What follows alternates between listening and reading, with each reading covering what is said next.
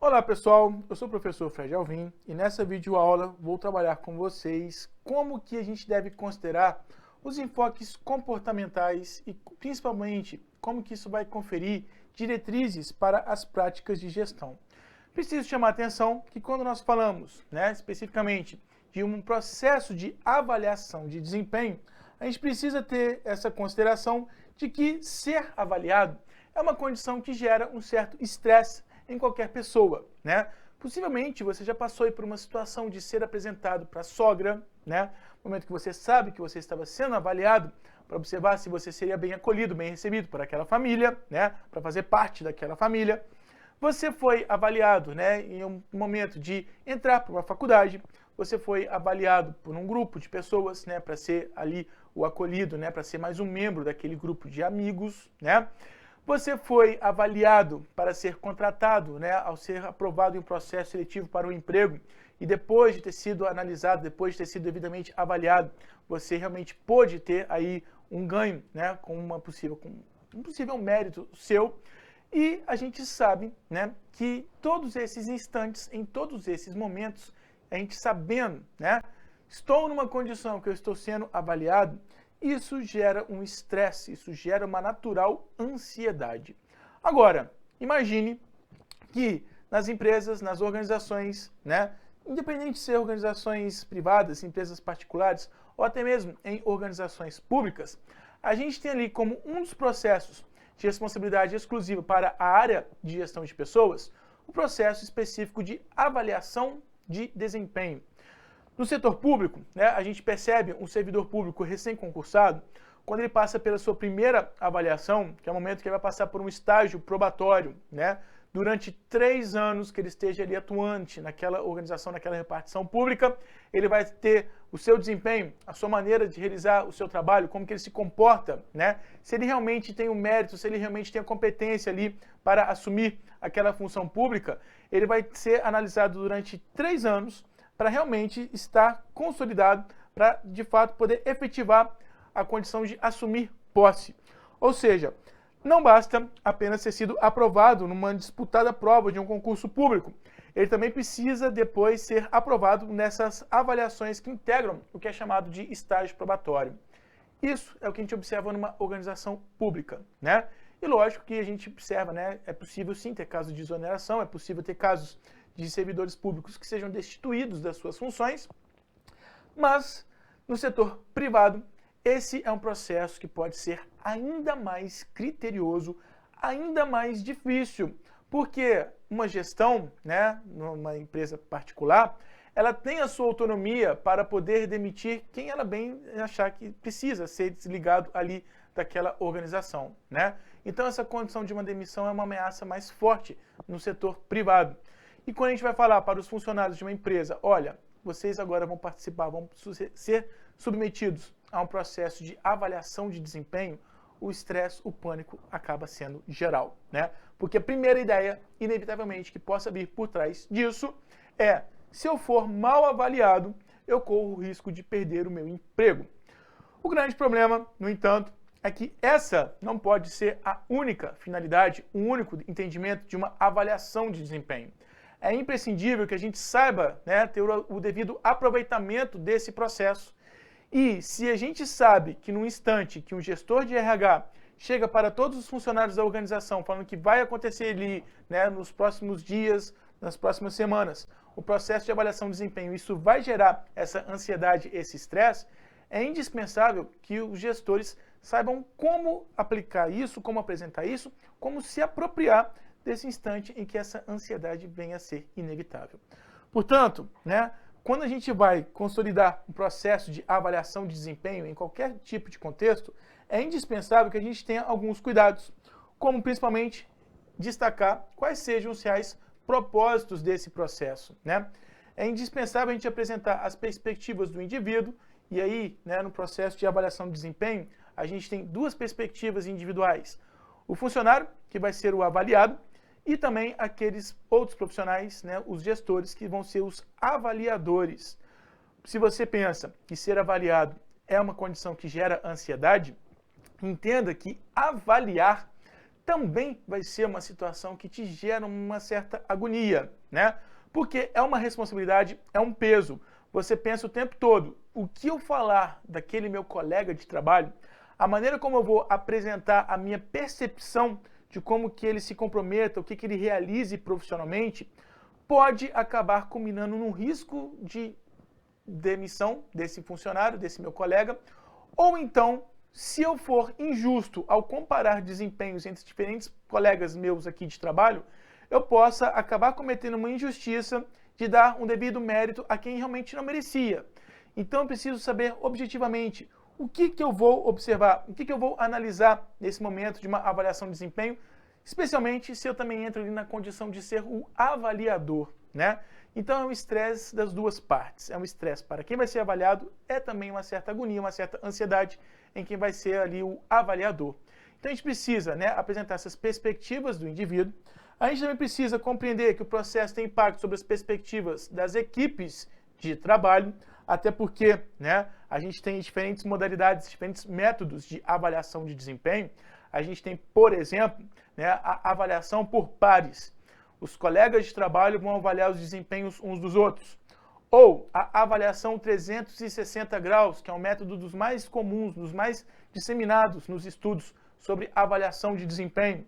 A avaliação 360 graus, imagine, né? Eu tenho um funcionário que está sendo o avaliado ali no centro das atenções e todos os demais com os quais ele interage, né, no seu dia a dia de trabalho, sejam os outros profissionais, até mesmo os clientes, né, sejam os diretores, os gestores ou os colegas de outros departamentos, mas que têm ali alguma interação com esse funcionário no cotidiano, eles vão apresentar as suas opiniões, né, a forma como eles analisam, como eles percebem o comprometimento que aquele profissional que está sendo avaliado é revelado ali nessas visões dessas outras pessoas.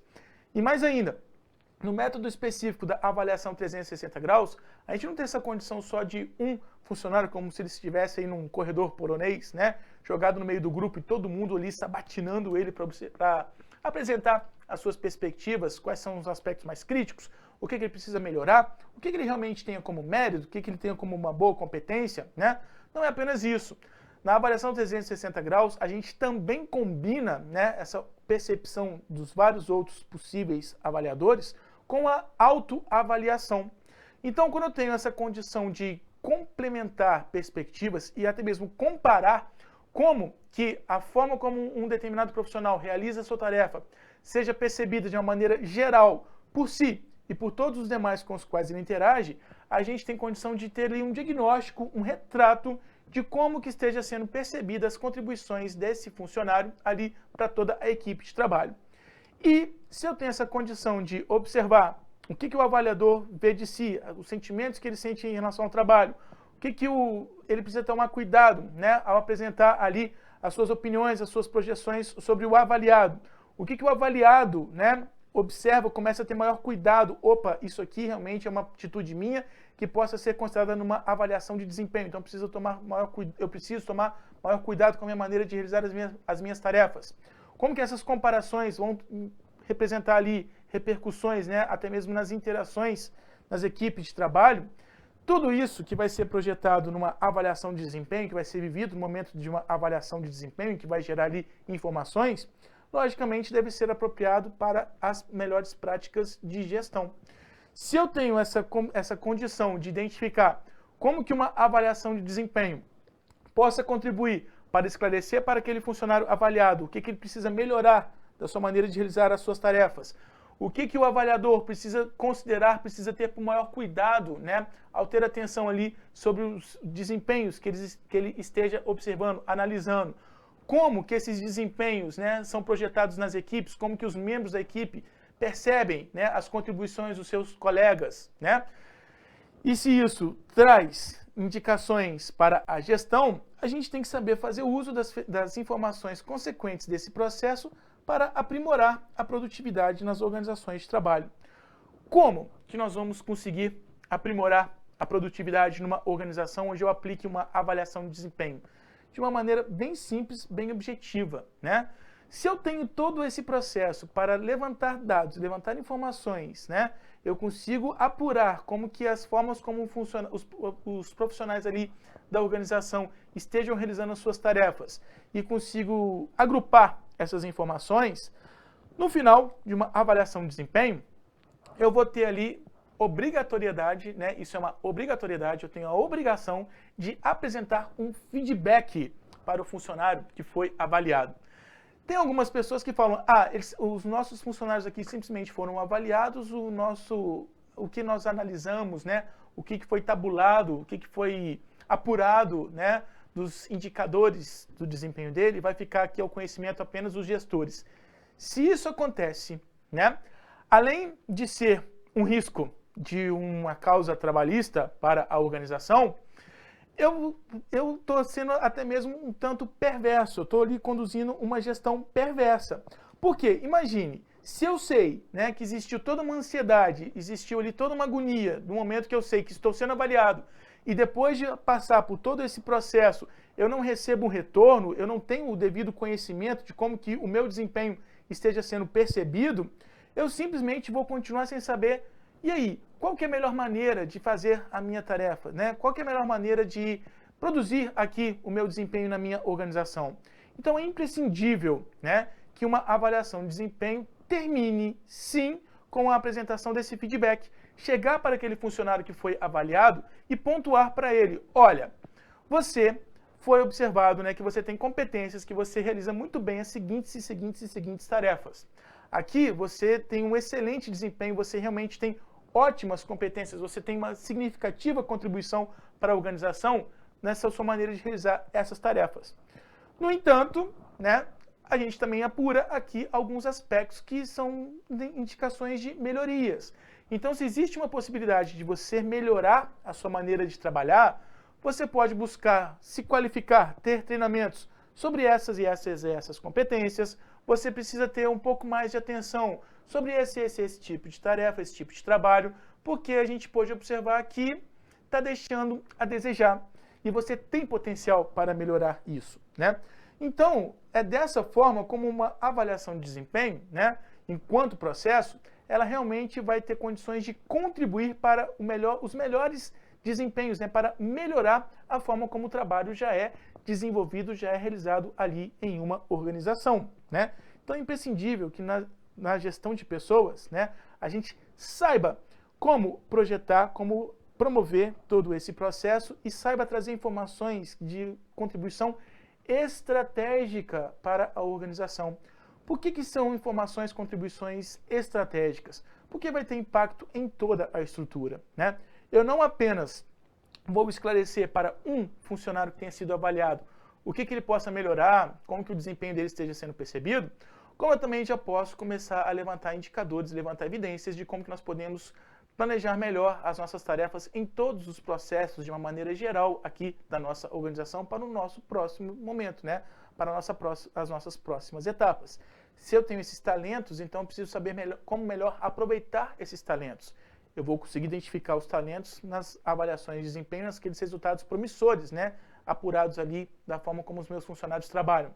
Mas eu também posso identificar o que esteja crítico e perceber que nós temos uma necessidade de um treinamento, né? Então, eu posso ter até mesmo um planejamento estratégico de quais serão as futuras novas capacitações profissionais a serem apresentadas para os nossos funcionários aqui dentro. Isso vai ter repercussão, vai ter contribuição para toda a minha organização. Por isso, contribuição estratégica. E mais ainda, né? Além de ter esse propósito, melhorar a produtividade, né, na minha organização, a gente também observa, né, que é indispensável orientar como que a gente vai compreender, como que a gente vai analisar os seguintes aspectos. As necessidades da gestão, né? Bom, nós temos aqui um determinado objetivo, a gente tem aqui uma maneira, né, de consolidarmos, construirmos o nosso diferencial competitivo em relação às outras empresas que existam aí no mercado, né, as nossas concorrentes.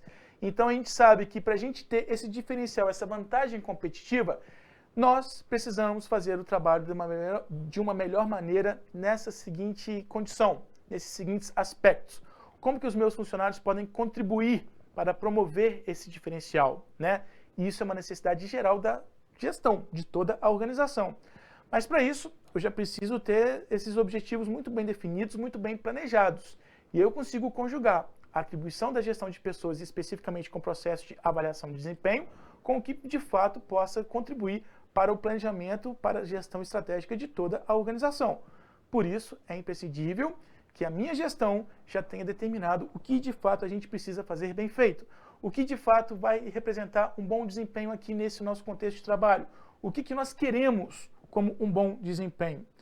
Além disso, eu também preciso compreender, preciso analisar a orientação para os avaliadores, E aí, um especial cuidado que a gente precisa ter nas avaliações de desempenho, A gente tem os possíveis vieses, algumas condições que venham a comprometer a qualidade dessa avaliação. Um dos vieses mais comuns, aquilo que vai interferir, que vai impossibilitar que uma avaliação de desempenho seja objetivamente consolidada, é o que nós identificamos nas subjetividades do processo. O que são as subjetividades do processo?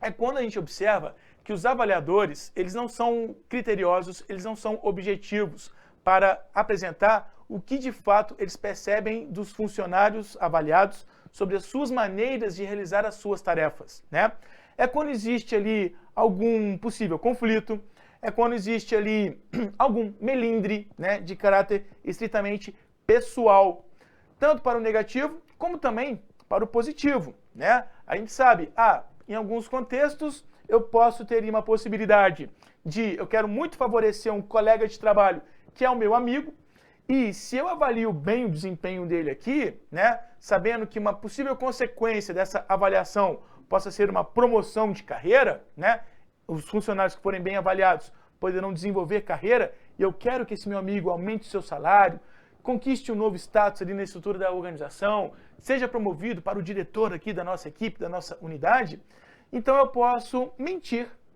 ou exagerar nos aspectos que eu, particularmente, identifico que são positivos no desempenho desse funcionário, Quando a gente tem aí esse viés, da subjetividade numa avaliação de desempenho, a gente pode ter o efeito halo ou o efeito Horn, O efeito halo, só para ficar claro para você, como que a gente escreve isso?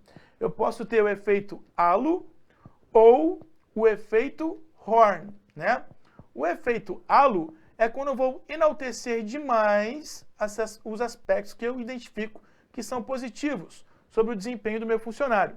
O efeito Horn é quando eu intensifico o que ele faz que eu percebo que seja negativo, São palavras que a gente traz para o português, mas que são apropriações aí, do inglês. Halo, halo, que é a auréola, ou seja, eu estou colocando aquele meu funcionário que eu estou avaliando como se fosse um anjo que deve subir, Então ele tem a sua aureolinha de anjo, E horn é o chifre, Então o que vai representar é aquela figura diabólica que tem que ser jogada para baixo, Então eu posso não ser muito objetivo na minha avaliação de desempenho, e aí eu posso mascarar o que eu esteja percebendo do meu funcionário avaliado, do meu colega que eu esteja avaliando, enaltecendo demais algumas condições dele e sendo que aquilo não representa de fato, a forma como ele trabalha na realidade, ou eu posso prejudicar um funcionário avaliado, quando eu estiver ali subestimando as condições dele, do trabalho dele, Estou subestimando os esforços. A gente sabe que isso representa uma perversidade, mas uma vez que a gente tem interações, relações humanas no contexto de trabalho, é possível que isso também aconteça, Um dos maiores vieses, uma das condições que são imprescindíveis de serem muito bem definidas, muito bem analisadas preliminarmente para uma avaliação de desempenho acontecer, é essa possibilidade aí de uma influência subjetiva por parte dos avaliadores, Além disso, a gente também precisa orientar como compreender e analisar o que seja necessário esclarecer para os avaliados, especialmente por essa condição de ansiedade, por essa condição de medo.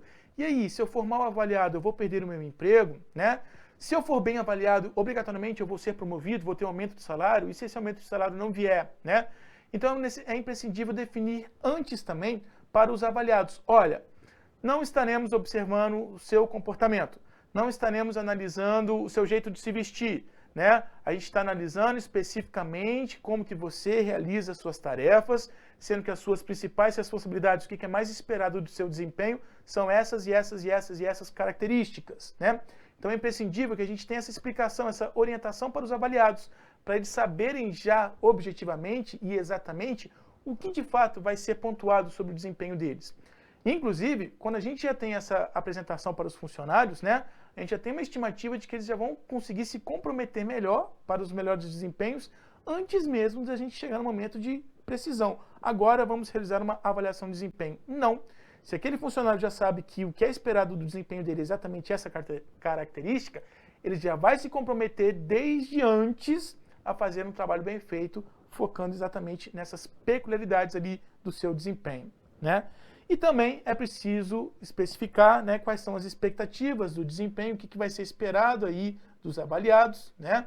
Como que esteja sendo observado as suas maneiras de realizar as suas tarefas, né? Quais de fato sejam as suas contribuições mais significativas ali para todo o funcionamento da organização, para todo o contexto de trabalho, o que ele faz de bem feito, que deve ser valorizado, né?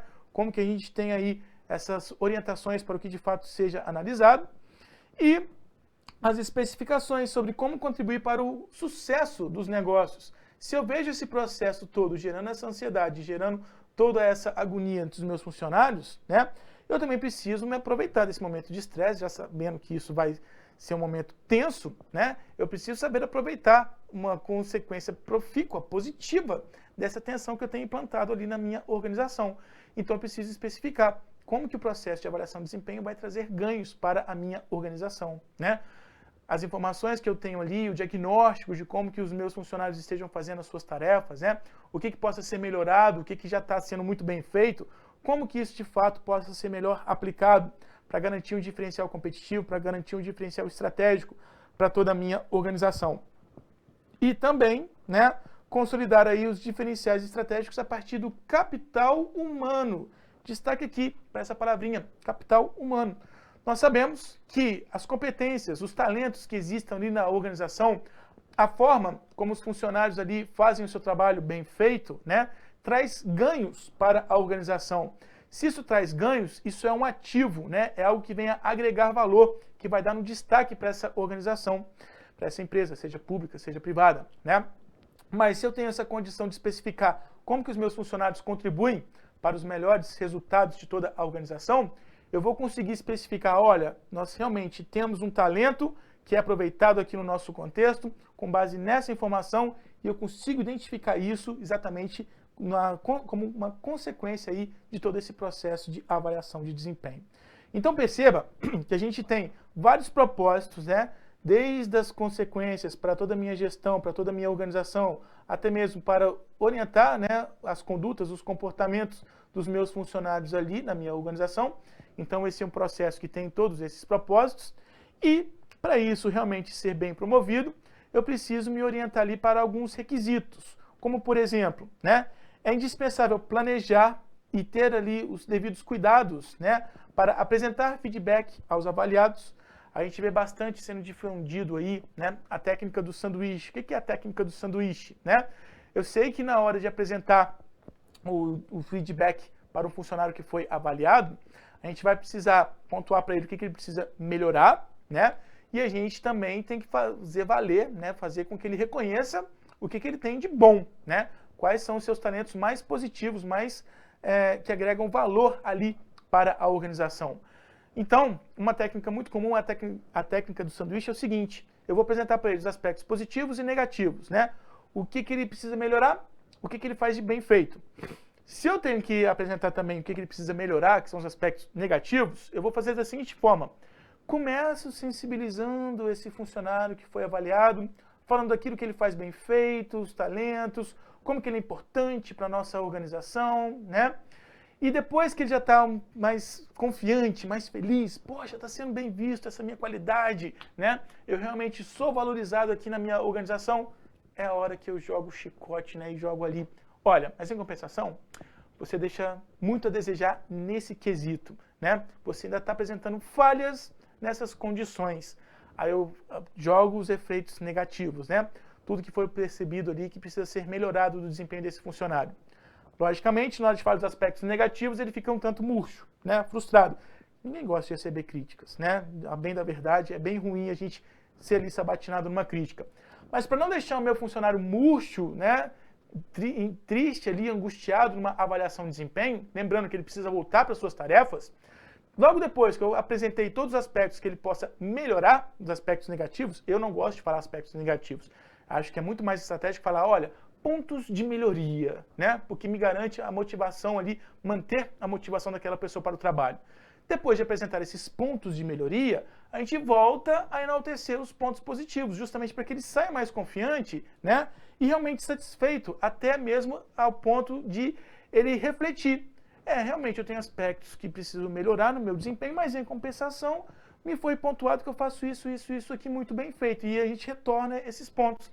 Então ele fica mais suscetível, né, a realmente se comprometer a buscar melhorias, né, na sua forma de trabalhar, porque ele percebe que ele realmente é importante. Essa é a técnica do sanduíche, né? O positivo, o negativo, e volto a enaltecer o positivo, para que no final desse feedback ele saia satisfeito, né, e determinado a continuar aprimorando o seu jeito de trabalhar, o seu jeito de ser ali na organização. Além disso, a gente também tem como requisito, né, determinar as modalidades de avaliação de desempenho. Esse é um conteúdo que eu vou apresentar ainda no próximo vídeo, né? Então eu tenho lá os métodos para avaliar desempenho. Já falei aqui, a gente tem o 360 graus, a gente tem a autoavaliação, a gente tem a avaliação por pares, a gente tem a avaliação feita pelos gestores, pelos supervisores, né? Eu tenho a avaliação apresentada pelos próprios clientes. Eu posso ter uma avaliação com base nas metas, na realização dos objetivos, né? Eu tenho diferentes métodos para definir como que o desempenho de um funcionário vai ser avaliado, né?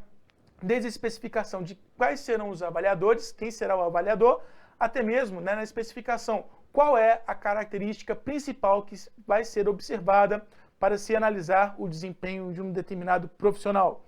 Então é necessário determinar qual vai ser a modalidade que vai ser aplicada e também, né, identificar quais são as finalidades, as contribuições estratégicas da gestão do desempenho.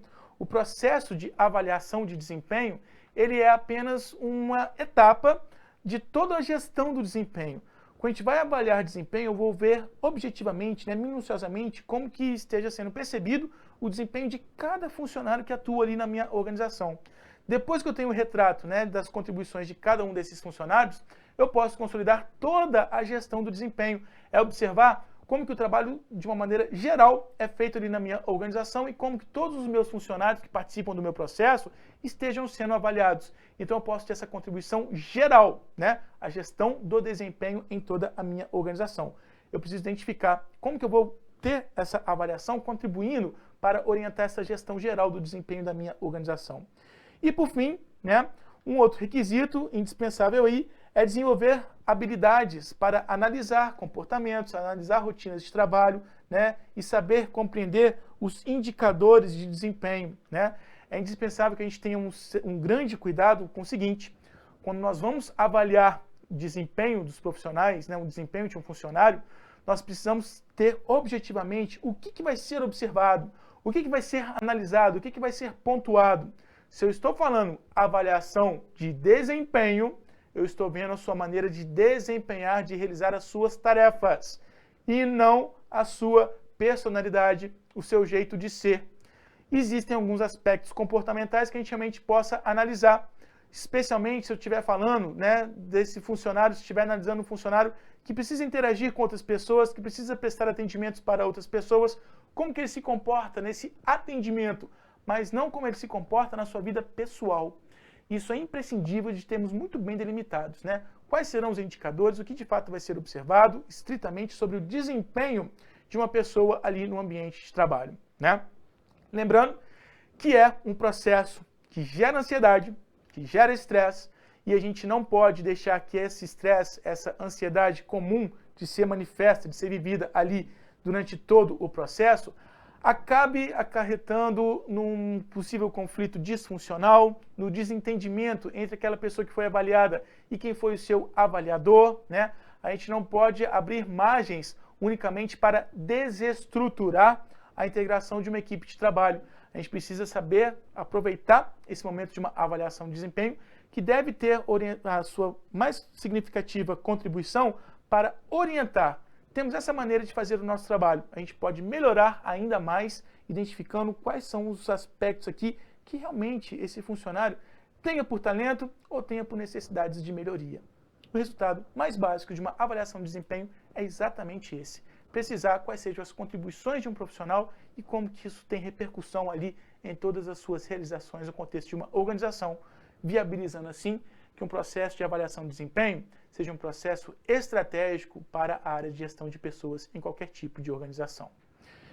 E eu espero que toda essa breve apresentação de todo um contexto geral de uma avaliação de desempenho tenha ficado muito claro aqui com essa breve videoaula.